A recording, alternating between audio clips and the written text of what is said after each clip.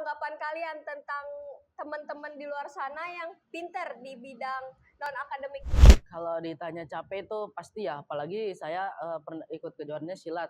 Nah itu latihannya lumayan capek banget. Nah, dari penonton juga pasti pernah kan kayak ngerasain kalau kita tuh pernah dibanding-bandingin. Kalau menurut pendapat saya pribadi, kalian boleh aja fokus ke prestasi non akademik kalian sendiri.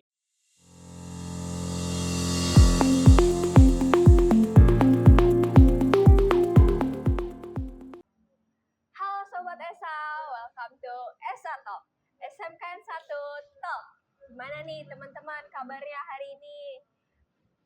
Pepatah bilang, tak kenal maka tak sayang. Perkenalkan, aku Eko Narafutari dari kelas 11 RPL yang akan menemani kalian di podcast kali ini. Di podcast kali ini juga kita akan berkolaborasi dengan teman-teman ESA yaitu siswa berprestasi dari SMKN Negeri 1 Jakarta. Yaitu langsung aja kita sapa, ada Radinka dan ada Aji.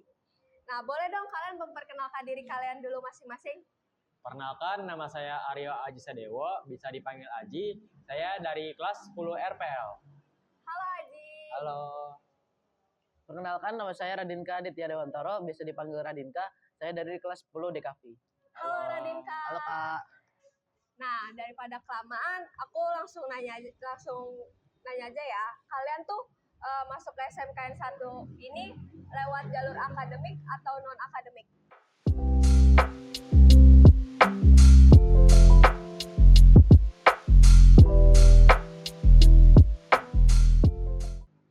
Kalau saya itu masuk sini itu karena jalur non akademik. Oh, kalau Radinka? Saya juga sama di non akademik. Oh, kenapa sih kalian tuh masukin kalian ke non akademik tuh karena apa? Ada sertifikat kah? Terus sertifikat itu apa? Kalau saya masuk ke non akademik itu karena ya sih karena ada sertifikat dan juga nilai saya tuh lebih gede di non akademik. Jadi makanya dari itu saya lebih memilih non akademik. Nah, kalau nggak salah itu sertifikat yang saya cantumin itu lomba senam kebugaran jasmani tingkat DKI Jakarta di Dispora. Wah, keren banget, udah tingkat DKI ya? Iya, ada tingkat. Kalau misalkan Radinka, kalau saya masuk ke sini itu pakai jalur non akademik karena apa? Karena saya lebih suka di kegiatan aja, terus juga bisa ngasah otak walau tidak terlalu membebankan otak. Nah, jadi saya pernah ikut kejuaraan silat di Gor Taman Mini itu tepatnya di tahun 2024. Nah, kalau boleh tahu itu tingkatnya udah apa? Itu tingkatnya Jakarta? Kalau nggak salah daerah atau provinsi, Kak. Oh, oke. Udah lumayan tinggi juga ya nih, udah tingkat Jakarta sama tingkat provinsi. Iya. Nah, terus pengalaman kalian tuh selama lomba itu atau lomba-lomba lain di luar dari yang sertifikat kalian udah ambil itu apa aja sih? Pengalaman. Iya, pengalamannya.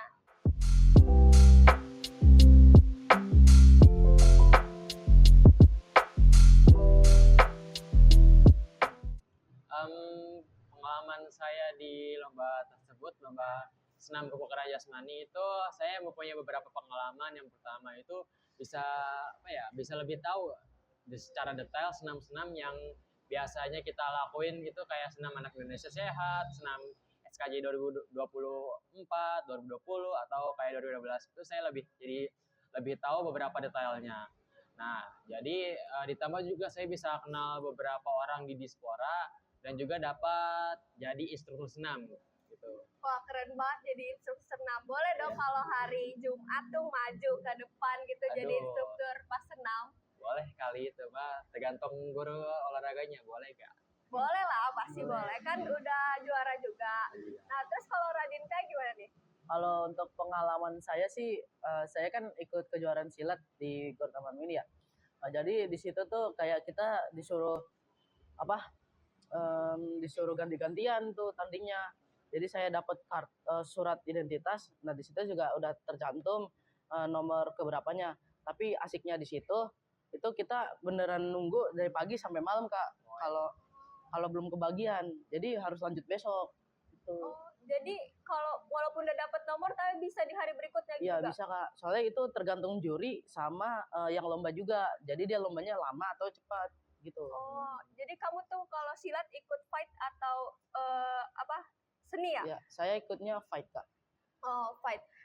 Kalian dari yang udah lomba silat terus lomba SKJ ini pernah nggak sih dibanding-bandingkan sama orang-orang sekitar kalian tuh? Terus tanggapan kalian tuh gimana?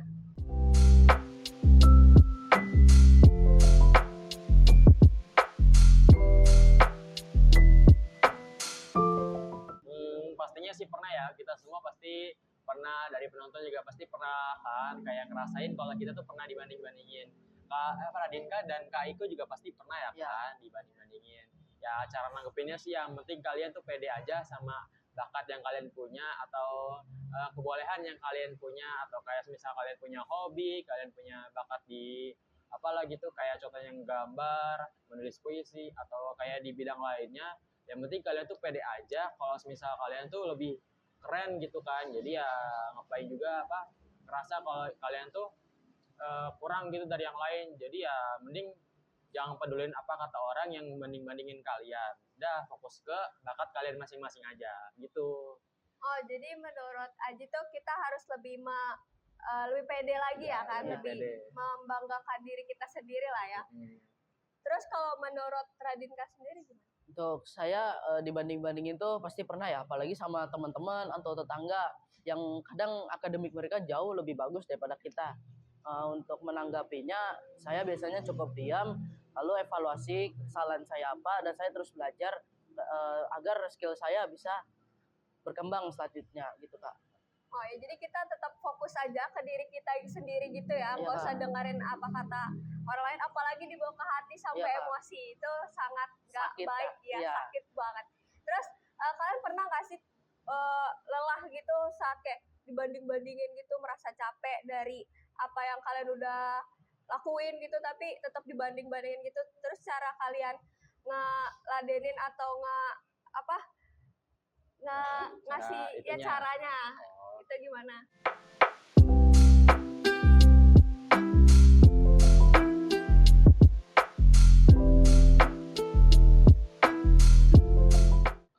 Kalau cara saya biar nggak lelah gitu kan, caranya ya yang pertama itu kayak kalian tuh kan kalau misal punya temen, nah itu kayak chemistry-nya udah kayak saudara sendiri.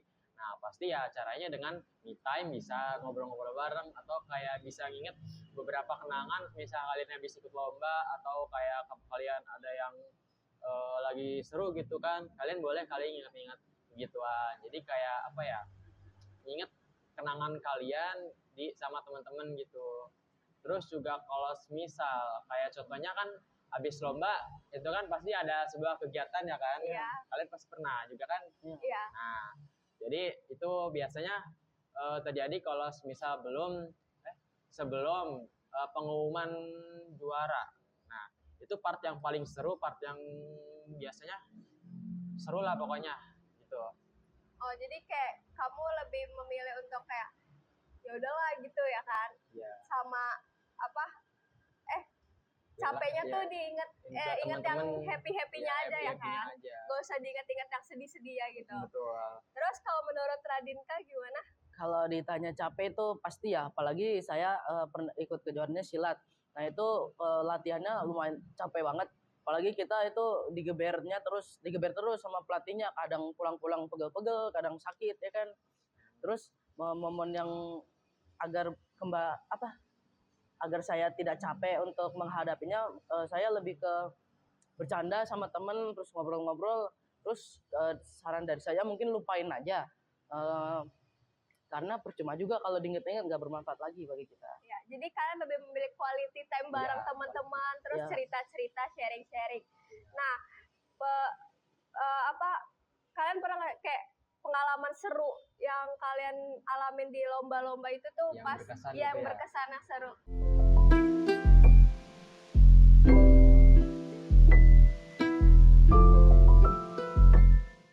Yang Di tadi kayak mana-mana. iya nggak salah ya kayak gitu. Jadi kayak yang pernah saya tadi bilang, kayak pas part yang habis lomba itu kan ada kayak semisal apa itu namanya, konser ya? Iya, after party konser. Party konser gitu. Nah kita tuh kayak seru-seruan bareng, kayak main bareng sama siapapun itu, kayak itu tuh mereka tuh teman-teman kita. Jadi itu part yang paling serunya itu kayak kita seru-seruan bareng sama siapapun itu. gitu. Oh ya, jadi kayak emang seru sih ya kalau after party itu kan, kayak Iya. sebelum nungguin pengumuman kita ilangin deg-degannya tuh pakai after party, yang Iya, konser benar. nyanyi-nyanyi bareng gitu. Kalau Radin gimana sendiri? Kalau pengalaman paling berkesan saya sebenarnya banyak sih, cuma saya ngambil yang di kejuaraan silat tadi. Kan tadi saya bilang juga itu waktu nunggu dari pagi sampai malamnya tuh bener-bener capek kan. Terus apalagi nggak nentu juga waktunya. Terus biar nggak Biar gak capek, capek ya, biar nggak biar gak apa? pokoknya pengalaman yang paling serunya itu di mana kita saling support sama teman-teman kita sendiri, terus masih bercanda ya kan. Terus kadang sambil nunggunya itu bisa makan bareng, ngobrol bareng gitu Kak. Iya. Oh jadi kalian tuh seru gitu ya, seru-seruan Punya aja. cara masing-masing Iya, gitu. punya cara masing-masing untuk ngadepin itunya. Nah terus nih tanggapan kalian tentang teman-teman di luar sana yang pinter di bidang non akademiknya, kayak misalnya dia bisa apa, misal dia jago silat kayak kamu, terus tapi tuh di akademiknya itu tuh kurang gitu. Itu menurut pendapat kalian tuh gimana?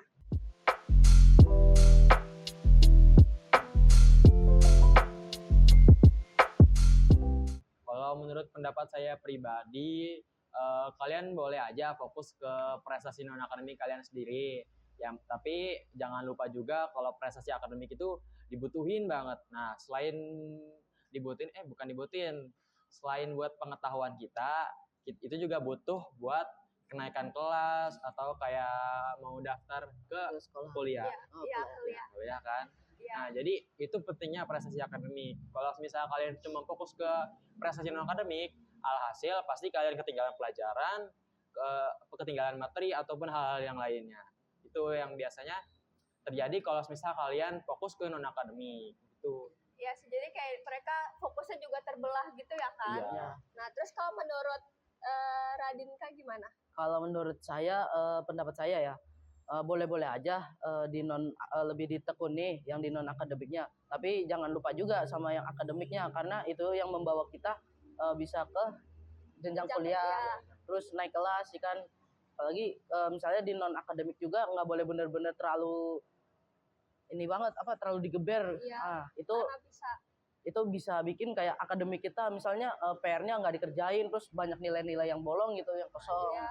Itu Kak.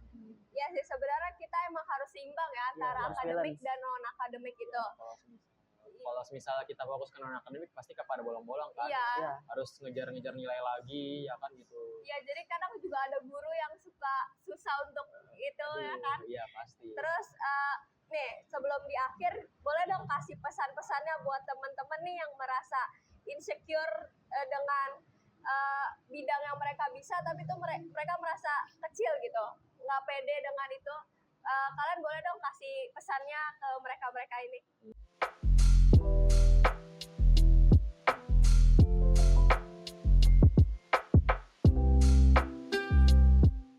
Boleh sih. Pesan dari saya sendiri, kalian jangan pernah insecure sama orang lain. Yang penting itu yakin, buktiin kalau kalian itu beda dari yang lain gitu. Kalau dari Ranka pesannya boleh? Kalau pesan dari saya,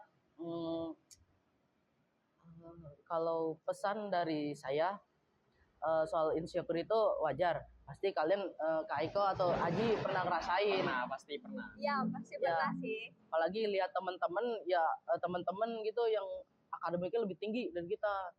Nah, untuk tanggapannya saya sendiri lebih yakin sama percaya diri aja soal bakat yang kita punya, atau mungkin yang belum tahu bakatnya apa, mungkin bisa keluar di lain waktu gitu. Jadi mungkin belum tepat aja bakatnya dia atau keahliannya dia muncul gitu Kak. Iya, jadi menurut kalian berdua nih insecure itu harus dihindari ya kan? Dihindari karena gitu, kan. terlalu Kalau terlalu insecure itu kan nggak baik juga. Ya nggak baik, karena bikin kita tuh nggak pede banget kan dengan apa yang udah kita bisa, tapi kita tuh jadi nggak pede. Jadi mau ngapain juga kayak kurang pede, nggak nggak terlalu percaya diri gitu. Iya. Karena kita juga pasti punya bakatnya masing-masing kan, nggak mungkin nggak ada gitu. Iya, tapi belum muncul aja atau belum keluar. Nah, kita nih udah sampai di akhir acara. pamit undur diri. Nah, sebelum ditutup, aku punya pantun nih. Pergi ke pasar beli semangka. Cakep. Nah, jangan lupa mampir ke warung Bu Ayu. Cakep.